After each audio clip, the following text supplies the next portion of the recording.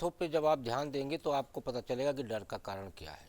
RTI में खुलासा हुआ कि पश्चिम बंगाल में 47 लाख लोग जो हैं वो इस दुनिया में नहीं हैं।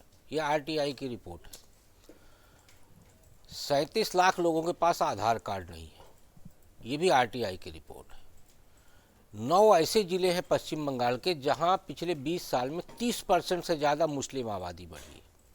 जब आबादी बढ़ने की बात आई तो मैंने थोड़ा सा सर्च किया, तो सर्च करने पे ये पता चला कि वहाँ प्रोफेसर घोष हैं, उन्होंने पश्चिम बंगाल के प्रजनन पे, बच्चे पैदा होने पर एक रिसर्च किया है।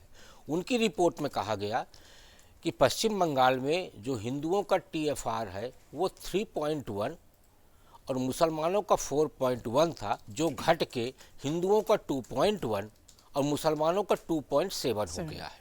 तो जिस राज्य में आबादी यानी बच्चों का जन्म दर कम हो रहा है, उस राज्य में मुस्लिमों की आबादी कैसे बढ़ रही है?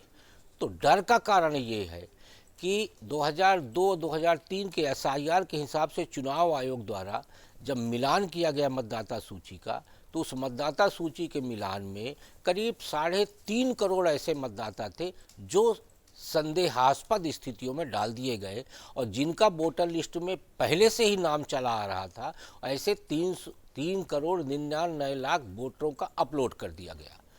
तो ममता बनर्जी के डर का कारण ये है कि जो 3.5 करोड़ संदिग्ध सूची में गए हुए मतदाता हैं, उसमें जो मैंने आपके सामने आंकड़ा रखा, यदि वो आंकड़ा घट गया तो हमारी सीटें कम हो जाएंगी। तो आज सबसे बड़ा जो समस्या ममता बनर्जी के सामने, या जिसको आप कह सकते हैं कि डर है, वो यही है कि यदि ये सारे वोट कट गए एसआईआर में, वास्तविक जिसको कहते हैं गहन पुनरीक्षण हुआ और ये वोट कटे तो हमारी सीटें घट जाएंगी, और यही ममता जी को कहीं ना कहीं डर के रूप में सता रहा है।